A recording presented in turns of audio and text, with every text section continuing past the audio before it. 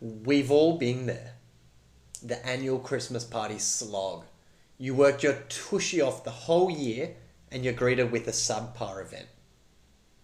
There might be a single drink token, or the venue won't have air conditioning, or that one person you despise had too much and they've caused a mess. Either way, these Christmas parties are often remembered for all the wrong reasons. Remember that time you organised a Christmas party? You don't want to be remembered. Not for these reasons. But now you've been added to the team to ensure the success of this party. You're going to make sure it is remembered as the best party ever. And Busy Events is here to make sure you do, with our 8 steps to planning a Christmas party. Chances are, if you're watching this, you already know the time to start planning is now, not a few months ago. Planning a decent Christmas party takes time and effort, and the fact you're here means you want to ensure it's remembered for all the right reasons. The 8 basic steps to creating a memorable Christmas party are: define the company objective, select the right venue, theming and decorations, catering and beverages, entertainment, internal communications, marketing, promotion, on-site management, and evaluation and feedback for the next year. By following these steps, you should be pretty confident the Christmas party will be remembered as a huge success, with decent attendance and great reviews. Step 1. Define the Christmas party objective. As weird as it sounds, Christmas parties have objectives. They don't come out of the blue. Every year, your CEO, leader, or social committee will determine whether or not the party will go ahead. Normally, it depends on the output of the company performance. Proposed budgets are often reflective of this, starting budgets. In order to plan a successful party, you need to know what is the desired objective. Is it a party to create a festive atmosphere, to build teamwork, to enhance the company culture, or is it simply providing a fun and enjoyable experience for all staff and family? You might think you know, but ensure you're aware of the expectations. This will help you with all the next steps. If you go in there with one assumption and your CEO goes in with another, you're going to be working again and again. You're going to redo all the work you've already put in.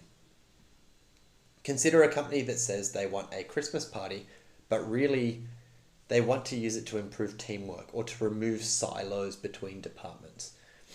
This would flow onto your entertainment options further down. Or it might mean you need a microphone to ensure the CEO can talk to the whole company before the party begins, or hand out awards. Step 2, selecting the right venue.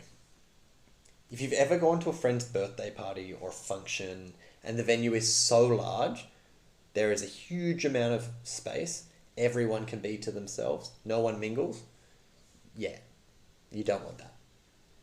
Conversely, you also don't want to book a venue that is so small people are cramped, uncomfortable, and as a result they leave early. Balance is key here. You need to find a venue for your Christmas party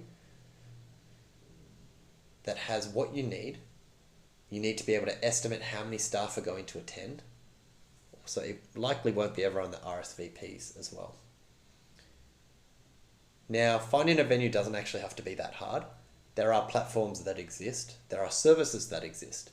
You can go on Busy Events platform to find your venue, or you can reach out to me or the team and we'll be able to help. Or you can just use Google. Google spreadsheets and spend an average of 4 hours to find the venue. Now, if your event needs things like a microphone, separate zones for dancing versus presentations, ensure you have checked the venue has this capability, or they have an AV partner they work with, or you can bring your own props. It's important to do this before you pay for a deposit. Now, check the time the venue is open, whether or not it is going to be exclusive use or mixed use, and what the process is going to be like on the day for decorations. Ideally, you will have the venue booked for the evening or for the day, but you've also got it a few hours beforehand and after to decorate and to clean. The earlier the better, actually. Step 3, theming and decoration. We've all attended a crappy themed party. Make sure your themes are actually interesting.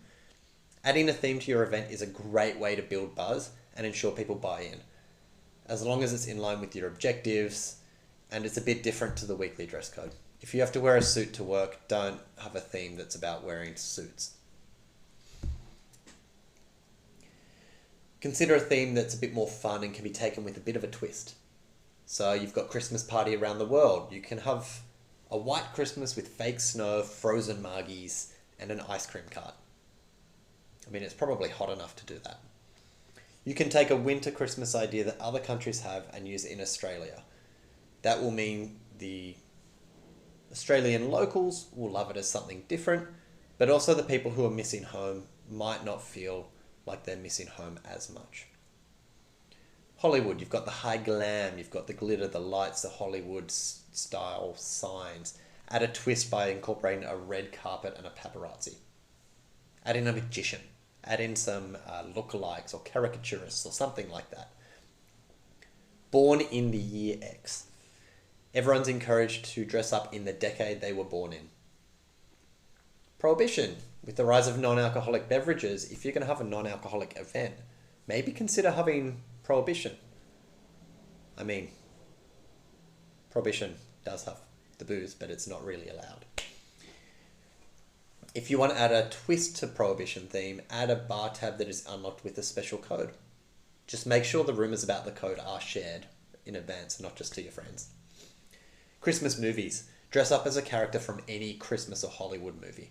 Expand it without the word Christmas, and you could have a star-studded event to cater to all interests and all religions. Just movies. Consider adding prizes for best dressed individuals, teams, and figure out how you're going to manage that voting system. A gift card is one thing, but what about the winners getting a few hours early mark anytime in January? Or if you've got work the next day, the winners get to come in 2 hours late. Nurse that hangover. You can bet a bribe like that will get the whole office talking. Now, decorations should complement and align your theme. You shouldn't be clashing themes and decorations or people will notice something is amiss. If your venue already has a theme, that's actually the best bet because you don't need to do any extra work. Don't need to do any extra cleaning because that is the venue. 4, catering and beverages. If your venue doesn't include catering or if it allows for BYO, as many of the venues on the Busy Events platform do, you're free to hire a caterer. Hire a caterer can provide a variety of food options, make sure there's vegetarian, vegan, gluten-free, make sure you accommodate for all dietary needs of your guests. If you can, get a list or survey out asking people to RSVP and at the same time, dietary considerations. Now beverages, you really need to consider this as part of your venue selection.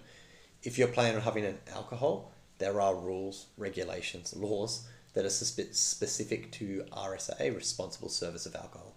Your venue needs to be licensed and aware that you'll be consuming alcohol on premises. There are so many options to be inclusive at a Christmas party. Not everyone drinks alcohol.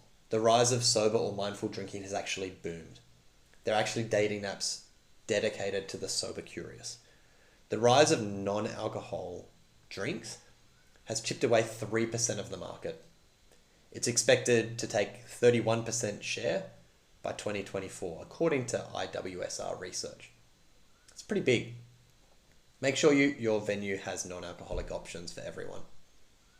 Consider adding soft drinks, 0% alcohol, or even mocktails on arrival. Ask people if they are going to be designated driver. Maybe you can have wristbands where it's free unlimited, even beyond the closure of a bar tab.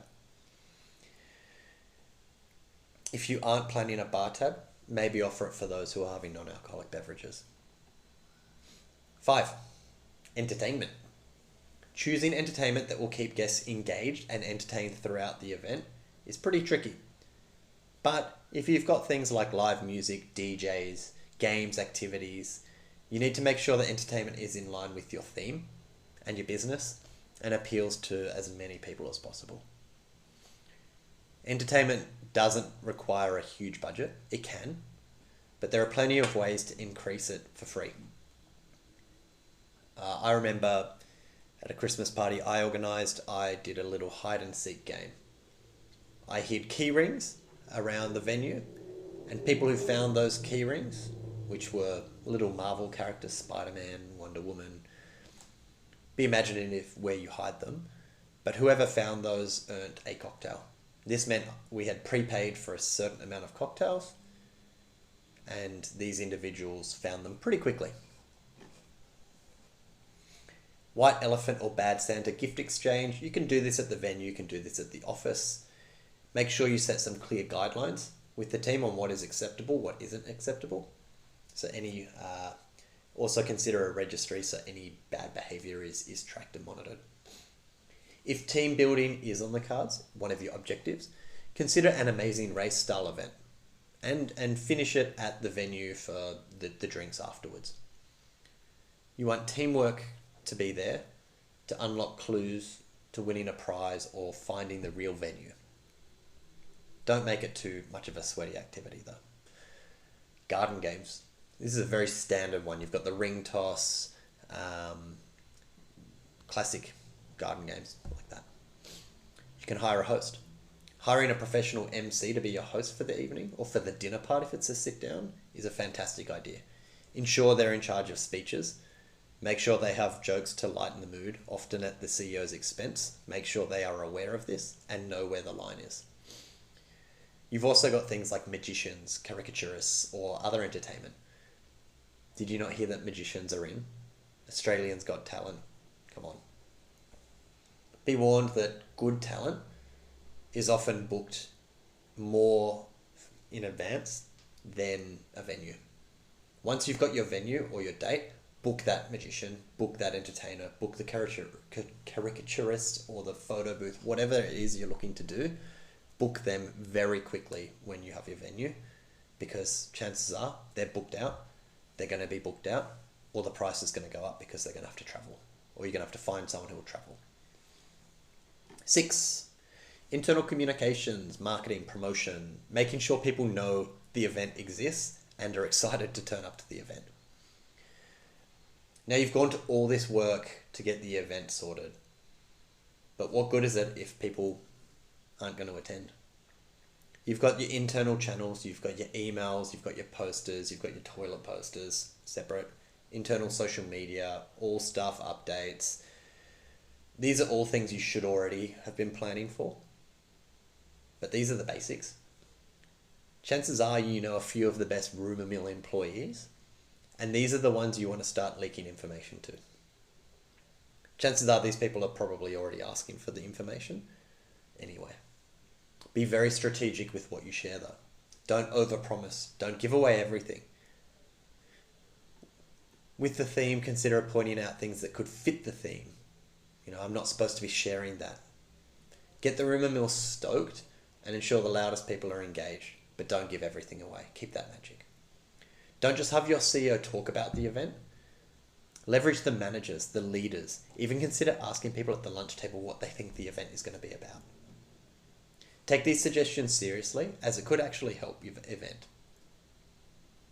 We have a separate guide on internal event promotion on the Busy Events website if you want to take a look at that too. On-site management is a pretty big one. Now there's obviously HR elements here. You need to make sure that if there's a team in place to manage all aspects of the event, so registration to clean up. This means managing the events, the guests at the event, ensuring the event runs smoothly, being the point of contact for the venue, and ensuring any issues that may arise are able to be taken care of. You should engage your HR team to see who, if anyone, they have allocated to be an on-site manager for the event. They may have been doing this as a preventative measure to ensure they aren't going to have any HR matters to deal with as a result of the event. This should also be a reminder for them to send out reminders of their own around work health safety regulations, travel between the office and the venue, guidelines on inappropriate behaviour, and a selection of cab charges if they need it for any emergency exits on the night. The last step, evaluation and feedback. Collect feedback from the attendees after the event to determine if it was a success. Identify areas for improvement for next year because you're going to be asked to do it again. This would also act and inform your own reflection and identify growth opportunities. Now, this can be done through surveys, focus groups, or emails, but using this feedback next year will ensure those that are in charge will have their own 8-step guide to planning a Christmas party, and perhaps even a playbook they can just take off you and run. That's our 8-step guide. Very easy. It's all about making sure you've got the basics in order to then free up